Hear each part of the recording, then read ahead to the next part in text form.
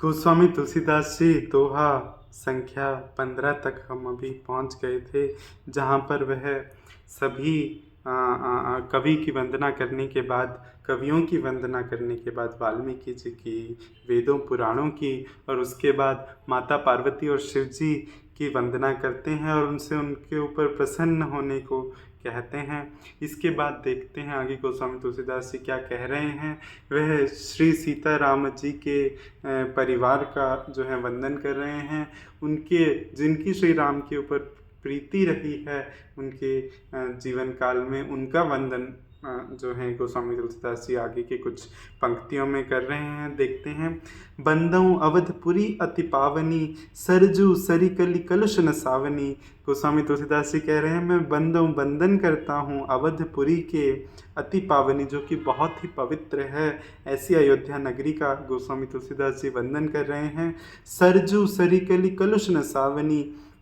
सरजू सरयू नदी, सरी अर्थात नदी, कली कली कालुष कलुष न सावनी, जो कलयुग में कलुष अर्थात पापों का नाश करने वाली है, ऐसी सरयू नदी का भी गोस्वामी तुलसीदास जी वंदन कर रहे हैं। आगे वह बोलते हैं, प्रणवो पुरनर नारी बहोरी। बहोरी अर्थात फिर, अर्थात अवधपुरी और सरयू नदी का वंदन करने के बाद फिर वह प्रणाम करते हैं। प्रणवों पुरनर नारी, पुर नर नारी अर्थात अवधपुरी के नर और नारियों का गोस्वामी तुलसीदास जी वंदन कर रहे हैं। ममता जिन पर प्रभु ही न थोड़ी, जिनके ऊपर प्रभु की ममता जो है वो थोड़ी नहीं है, वो बहुत विशाल है, जिनके ऊपर सदा श्री रामचंद्र जी की ममता बनी रहती है, ऐसे अयोध्यापुरी के नर नारियों का गोस्वामी तुलसीदास जी वंदन कर रहे हैं। वह क्यों बोल रहे हैं ऐसा कि उनके ऊपर थोड़ी नहीं है जिनकी ममता, क्योंकि सिय निंदक अघ ओघ नसाए, जिन्होंने सीता माता की निंदा करने वालों के भी पापों के समूह का नाश कर दिया था, अर्थात रघुनाथ जी की पत्नी की भी जिन्होंने निंदा की, भगवान राम जी ने उनका भी अपने प्रजा जानकर जो है पापों के समूह का नाश कर दिया था। लोक विशोक बनाई बसाए, और उनको अपने लोक में जो है शोक रहित बनाकर जो है जिन्होंने उनको बसाया, ऐसे श्री रामचंद्र जी की महिमा है। और ऐसे नर नारियों का, अयोध्या नगरी के नर नारियों का वह प्रणाम कर रहे हैं। बंदऊ कौशल्या दिशि प्राची, कीर्ति जासु सकल जगमाची। आगे कौशल्या माता जी का देखो परिवार में सबसे पहले वंदन कर रहे हैं। श्री रघुनाथ जी की माता का, क्योंकि माँ का स्थान कहीं को हमारे सभी शास्त्रों में बहुत ही उच्च माना गया है, और माँ दुर्गा जो है वह सबसे ऊपर विराजती हैं।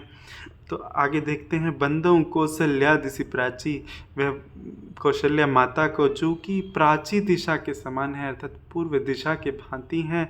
जैसे पूर्व दिशा की कीर्ति समस्त संसार में फैली है, और जहाँ पे उदय, प्रकाश का उदय जिस पूर्व दिशा से होता है, ऐसी प्रकाश का उदय उन्होंने रघुपति के रूप में किया, श्री रामचंद्र जी के रूप में किया। ऐसी कौशल्या माता का जो है गोस्वामी तुलसीदास जी पूर्व दिशा की उपमा देकर वंदना कर रहे हैं। प्रगटेऊ जहाँ रघुपति ससि चारु, विश्व सुखद खल कमल तुसारु।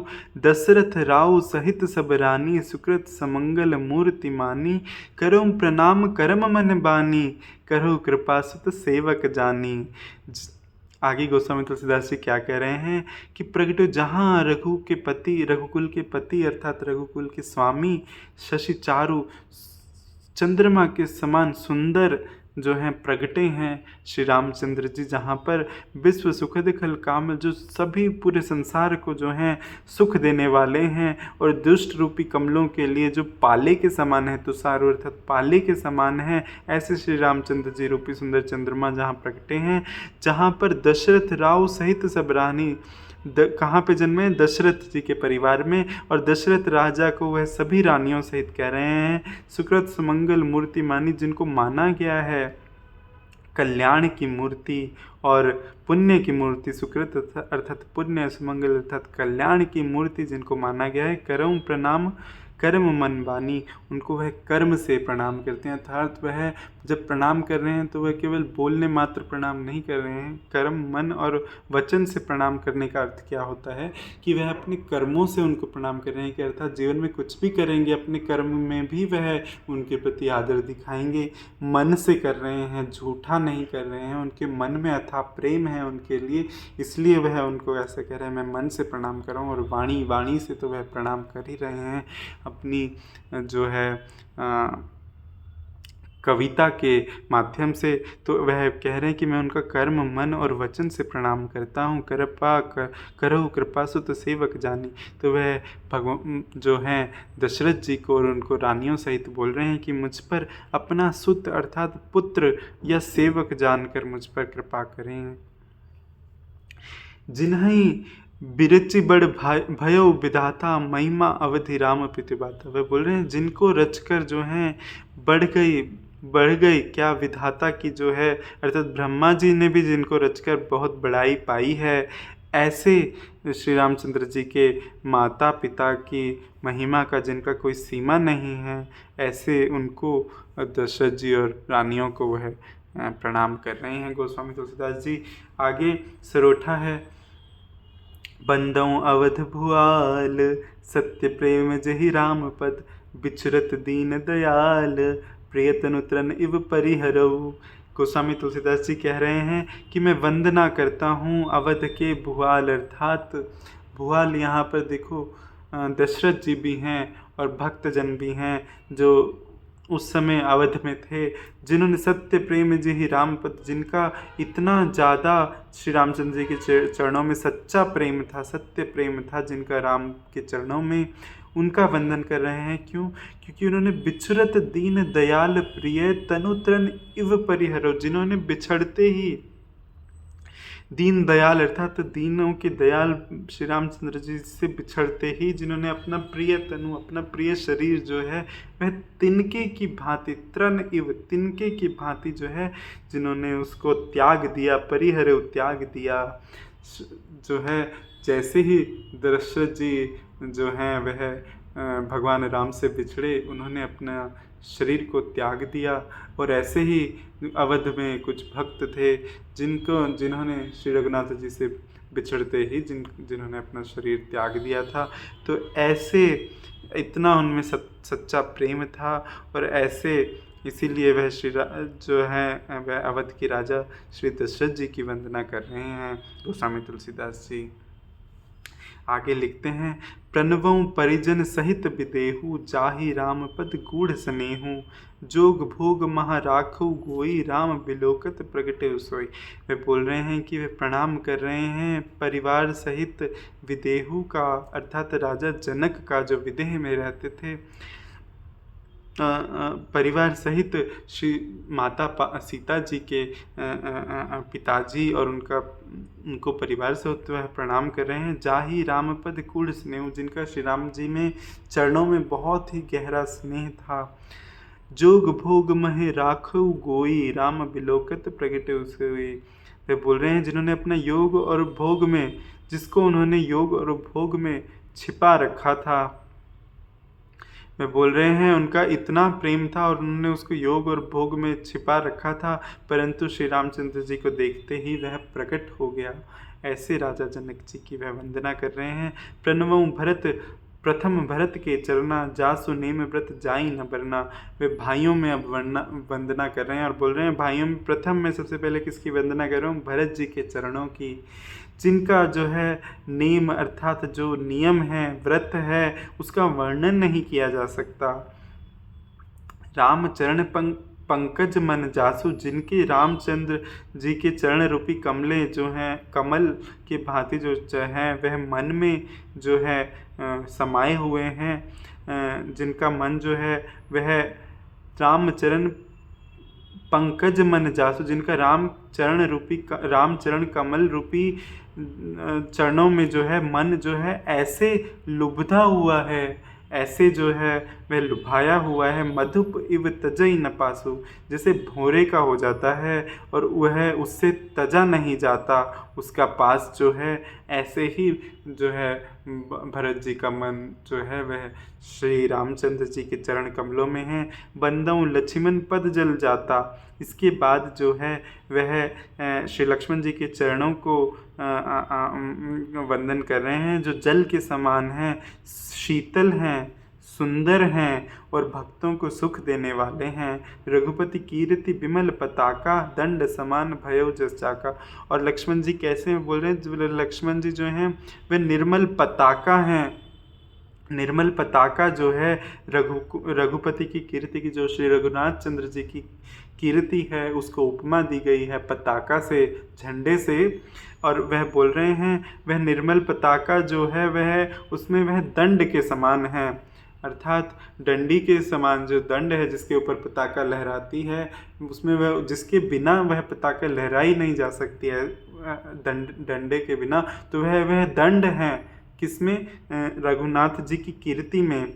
तो ऐसे दंड के समान पताके को ऊंचा करके फहराने वाले हैं, ऐसे लक्ष्मण जी को वह जो हैं वंदन कर रहे हैं।